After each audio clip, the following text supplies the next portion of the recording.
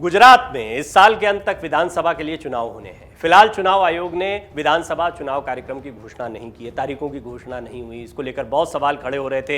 हिमाचल की तारीखें आ गई, गुजरात की तारीखें क्यों नहीं आई हैं? कई ऐसी सरकारी योजनाएं थी, बड़ी योजनाएं थी जिनका लोकार्पण प्रधानमंत्री को करना था। बहरहाल इस सबको लेकर विपक्ष ने जमकर घेरा चुनाव आयोग को भी और सत्ता पक्ष को भी, यानी बीजेपी को। गुजरात में चुनाव की तारीख भले ही घोषित नहीं हुई हो, लेकिन चुनावी समर में मैदान का हर कोना कसा जा रहा है। सभी राजनीतिक दल गुजरात के चुनावी समर में अपनी पूरी ताकत झोंक चुके हैं। कांग्रेस की एक चिट्ठी ने किस तरह से बीजेपी और आम आदमी पार्टी के होश उड़ा दिए हैं, वो भी समझने जैसी बात है। हालांकि हम आपको बता दें, कांग्रेस बहुत ज़्यादा मुखर नहीं दिखी चुनाव प्रचार में, लेकिन प्रधानमंत्री मोदी ने भी कार्यकर्ताओं से ये बात कही है कि जिस तरह से ब्लॉक स्तर पर कांग्रेस काम कर रही है उसको लेकर सचेत रहें। बेशक बड़ी रैलियां नहीं हो रही हैं, लेकिन छोटे छोटे स्तर पर कार्यकर्ताओं के बीच में कांग्रेस काफ़ी काम कर रही है। बीते कुछ महीनों में गुजरात के ज़्यादातर विधानसभाओं में कांग्रेस ने एक ऐसी चिट्ठी बांट दी है जिससे गुजरात की राजनीति में बड़ी उथल पुथल मच गई है। कहाँ गुजरात में चर्चाएं हो रही थी कि कांग्रेस के कोई भी कद्दावर नेता और पार्टी का कोई बड़ा चेहरा अब तक जमीन पर उतरकर माहौल नहीं बना पा रहा है, चुनाव प्रचार नहीं कर रहा है। वहीं इस चिट्ठी बांटे जाने की जानकारी सामने आने के बाद विरोधी दलों के नेता भी उसी रणनीति पर काम करते हुए डोर टू डोर प्रचार की योजना बनाने लगे हैं। जबकि कांग्रेस बीते कुछ महीनों से डोर टू डोर चला रहे इस प्रचार अभियान की जगह पर अब अपनी रैलियों और बड़ी जनसभाओं को करने की योजना बनाने लगी है। फिलहाल गुजरात में कांग्रेस के चल रहे इस अंडरग्राउंड मिशन से पार्टी ये मानकर चल रही है कि उसने ज्यादा से ज्यादा लोगों से सीधे संपर्क कर लिया है, जो कि आने वाले चुनाव में उसके लिए बहुत फायदेमंद साबित होने वाला है। कांग्रेस सूत्रों के मुताबिक पार्टी ने बीते कुछ महीनों से गुजरात की सभी विधानसभाओं में जाने के लिए अंदरूनी तौर पर एक रणनीति बनाई थी। पार्टी से जुड़े सूत्रों का कहना है कि पार्टी ने गुजरात के सभी जिलों में अपनी कमेटी को न सिर्फ सक्रिय किया, बल्कि राज्य की सभी 182 विधानसभा में बूथवार एक संकल्प पत्र वितरित करने की योजना बनाई। इस योजना के तहत तकरीबन 5 महीने पहले पार्टी के आलाकमान से चर्चा करने के बाद गुजरात राज्य इकाई ने अपने सभी कार्यकर्ताओं को गांव-गांव और बूथ-बूथ पर जाकर पार्टी की नीतियों और राहुल गांधी के 8 संकल्पों के बारे में पत्र के माध्यम से संपर्क करना शुरू किया। इस दौरान पार्टी के कार्यकर्ताओं और नेताओं ने मिलकर राहुल गांधी के संकल्प पत्र की चिट्ठी को जनता के बीच तक पहुंचाना शुरू कर दिया। संकल्प पत्र के माध्यम से तैयार की गई इस चिट्ठी में कांग्रेस को मजबूत करने के साथ साथ जनता के प्रति कांग्रेस की जवाबदेही के बारे में भी जिक्र किया गया है। गुजरात कांग्रेस से जुड़े हुए एक वरिष्ठ नेता कहते हैं कि इस बार हमारी पार्टी ने भले ही हो हल्ला ना किया हो, दूसरी पार्टी के बड़े नेताओं की तरह बड़ी बड़ी रैलियां और बड़ी बड़ी जनसभाएं न की हो, लेकिन कांग्रेस का एक एक कार्यकर्ता राज्य की प्रत्येक विधानसभा के हर वोटर से मिल चुका है। कांग्रेस के यही वरिष्ठ नेता कहते हैं कि दूसरे राजनीतिक दल भले ही कांग्रेस को गुजरात में कमजोर आंक रहे हों, लेकिन हकीकत कांग्रेस पार्टी और उनके मतदाताओं को पता है। दरअसल पार्टी ने अपनी मजबूत पकड़ बनाते हुए गांव-गांव में बीते कई महीनों से लोगों से संपर्क करना शुरू कर दिया है। गुजरात कांग्रेस पार्टी से जुड़े एक वरिष्ठ नेता कहते हैं कि राहुल गांधी के जिन 8 संकल्पों को लेकर जनता के बीच में उनके कार्यकर्ता पहुंच रहे हैं, वो इस बार बहुत प्रभाव डालने वाला है। उनका कहना है कि इन संकल्पों में पार्टी की ओर से किए जाने वाले काम और जनता की ओर से उनको दिए जाने वाले सहयोग का न सिर्फ जिक्र है, बल्कि उसको कैसे जमीन पर उतारना है उसका भी पूरा खाका तैयार किया गया है। वो कहते हैं कि कांग्रेस बीते कई महीनों से लगातार डोर टू डोर प्रचार कर रही है। उनका कहना है ऐसे डोर टू डोर प्रचार से बड़ी रैलियां और जनसभाएं जो हैं उनके मुकाबले ये ज्यादा प्रभावी दिखाई देता है तरीका जो आजमाया गया है।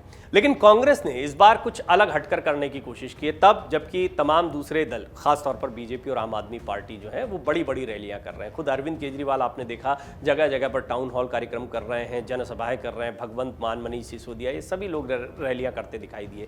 बीजेपी की तरफ से कई बड़े कार्यक्रम हुए, प्रधानमंत्री मोदी और गृहमंत्री अमित शाह खुद दिखाई दिए, लेकिन कांग्रेस की तरफ से कोई बड़ा चेहरा नहीं दिखाई दिया। लेकिन उनका ये जो तरीका रहा कि गाँव-गाँव जाकर या ब्लॉक स्तर पर लोगों के साथ वो सीधे मुलाकात कर रहे हैं, 8 संकल्पों को बता रहे हैं राहुल गांधी के, बहुत प्रभावी माना जा रहा है। विरोधी दल भी इसको हल्के में नहीं ले रहे हैं।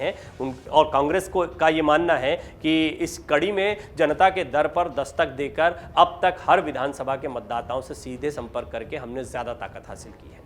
गुजरात कांग्रेस से जुड़े वरिष्ठ नेता कहते हैं कि उनकी पार्टी ने राहुल गांधी के जो वचन पत्र बांटे हैं वो आंकड़ों में तकरीबन 2 करोड़ लोगों तक पहुंच चुके हैं। कांग्रेस से जुड़े एक वरिष्ठ नेता जो कि गुजरात में कांग्रेस की चुनाव प्रचार समिति के प्रमुख व्यक्ति हैं, उनका कहना है कि अब उनकी योजना डोर टू डोर प्रचार के साथ साथ बड़ी रैलियों, चुनावी सभाओं के माध्यम से जनता से मुखातिब होने की भी है। इसकी तैयारियां भी चल रही हैं। गुजरात कांग्रेस के चुनाव समिति से जुड़े वरिष्ठ नेता कहते हैं कि पार्टी जल्द ही संकल्प यात्रा निकालने जा रही है। संकल्प यात्रा के माध्यम से गुजरात के अलग अलग क्षेत्रों में कांग्रेस के बड़े बड़े नेता और बड़े बड़े कार्यकर्ता पहुंचेंगे। इसमें राजस्थान और छत्तीसगढ़ के मुख्यमंत्री मौजूद रहेंगे, जबकि मध्य प्रदेश के पूर्व मुख्यमंत्री कमलनाथ और दिग्विजय सिंह समेत कई अन्य बड़े नेताओं को ऐसी रैलियों में जाने के निर्देश मिल चुके हैं। और कांग्रेस के अगर सूत्रों की बात करें, वरिष्ठ नेताओं की बात करें, तो वो बताते हैं कि इस परिवर्तन संकल्प यात्रा से पार्टी गुजरात की सभी विधानसभाओं में पहुंचकर जनता से एक बार फिर सीधे रूबरू होगी। योजना के अनुसार गुजरात के 5 अलग अलग बड़े शहरों से इस यात्रा को निकाला जाएगा। एक यात्रा 1 सप्ताह से 10 दिनों तक चलेगी। गुजरात कांग्रेस के मुख्य प्रवक्ता मनीष दोशी कहते हैं कि पार्टी मजबूती के साथ गुजरात विधानसभा चुनाव लड़ रही है। उनका कहना है कि वो बेवजह का माहौल नहीं बनाते हैं, बल्कि सीधे जनता से संपर्क करके उनके दुख दर्द को समझकर उसके निदान और पार्टी की अपनी योजनाओं के बारे में अवगत कराते हैं। गुजरात में कोई बदलाव होगा या भाजपा का जादू बरकरार रहेगा, एक बहुत बड़ा सवाल है। और बदलाव की बहुत सारी वजह भी दिखाई पड़ती हैं, क्योंकि गुजरात का पैटर्न कुछ ऐसा रहा है। पिछले चुनाव में जिस तरह कांग्रेस को कामयाबी मिली थी या सीटें बढ़ी थी, उससे भी कांग्रेस की उम्मीद जगी है।